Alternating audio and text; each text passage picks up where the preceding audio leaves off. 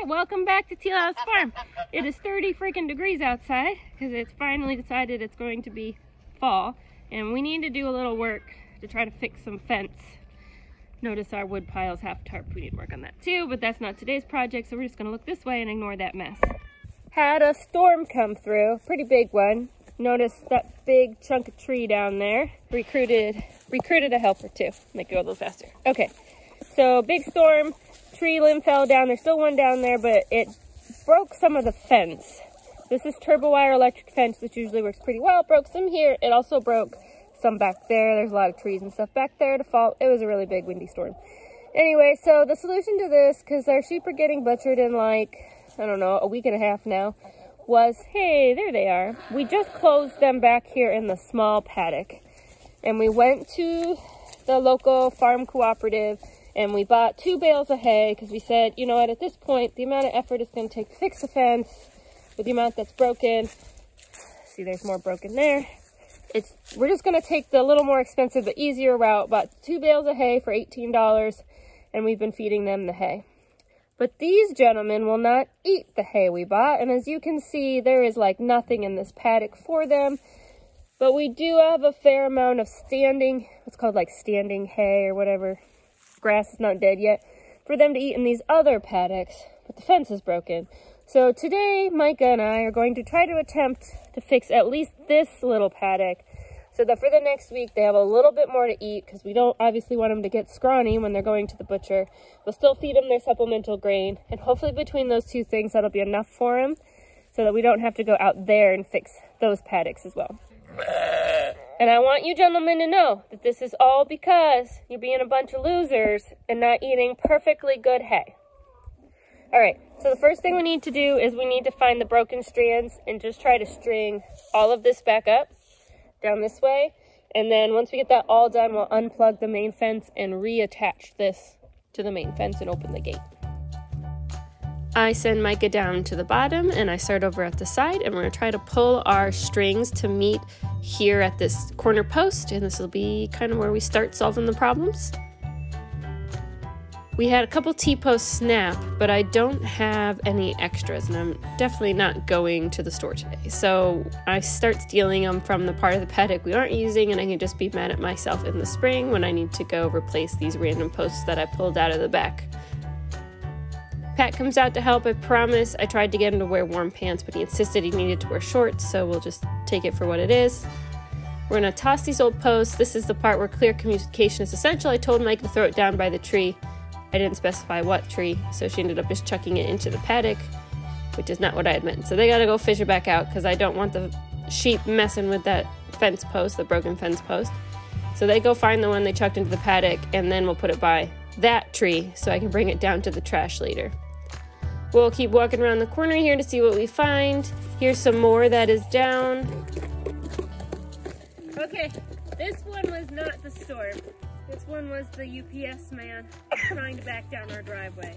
But I'm not too upset about it. It's a really sharp corner. I have trouble getting up.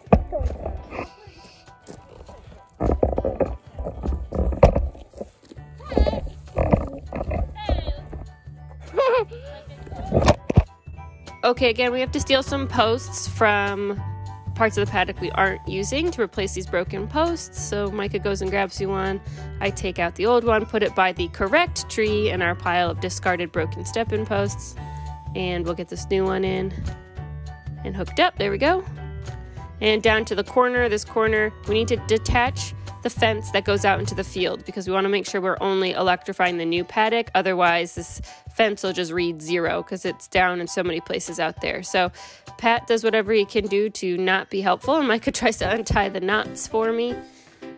There's 3 pieces here, and Sam tied these up, and he did an extra good job. And I'm determined to not have to cut them, because if I cut them, then in the spring, I'll have to run some new line because the cut line will be too short, and I just don't want to do that. So we get one out, then another one.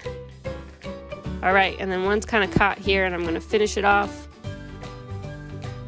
And we're no longer electrifying the field. Perfect. Get these tightened up. And then we just have the very back here. We had a bottom string pop off. We're going to get that tightened up. And then we found kind of an unusual problem in the corner, which this is what I like to call farm physics.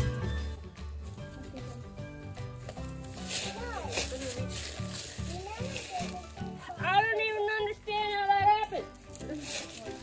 It's not long enough, but at one point it was long enough. We built the paddock.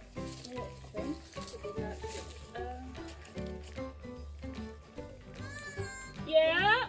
I just jerry-rigged it. This is not pretty. I just kind of tied it in this triangle. I have no idea how that even happened, but it happened. So the fence is off the ground though. That's what matters. The chickens think they're being fed, so they come running. I've got some new help. We're gonna finish this up. We've unplugged the fence and now we just have to tie up to the paddock that does work. And then we're gonna open the gate, and those sheep are starting to realize that something is going on and they are ready to just burst through that gate. Trying to get this done quickly because I don't want them to get so excited they try to jump through the fence, because then they'll realize it's not on, and then it's gonna be days of training them back to the fence, which is no fun for anybody. All right, got the gate open and they are out there enjoying their new grass. They seem very happy. I felt bad having them in that paddock for a few days, but we got the problem solved, so they should be good to go.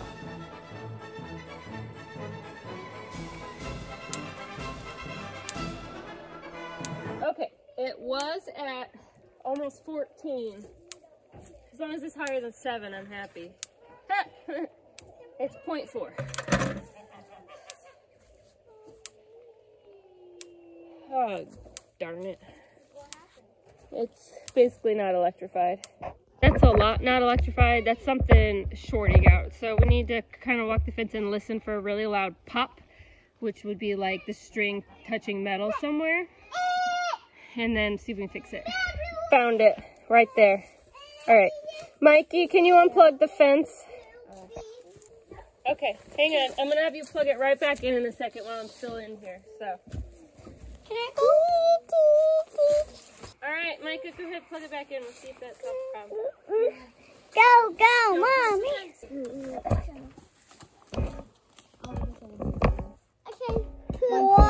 Hang on. 1, 0, 1. Oh, okay. No, that's what we want. 10.6 to 11. That's hot, so don't touch the fence.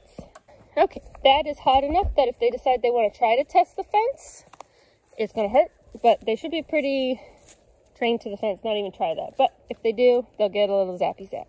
And this hopefully be enough, just extra for the little bit longer we have them before they head off to the butcher, so we don't have to waste more money on more hay that they may or may not eat. So, all right. That took about just under 2 hours, which I know when you film it, you're like, oh, it doesn't look like it took that long. But you have to keep stopping for the baby. You have to keep stopping for the kids. It makes things take a lot longer, but we got it done, and it feels good to have it done. I feel much better. I hated having them locked in that paddock, knowing that they wouldn't eat that hay. So had to come up with a quick solution, and this one seems to work out. Okay, thanks so much. Thanks so much for watching. We'll see you guys next time.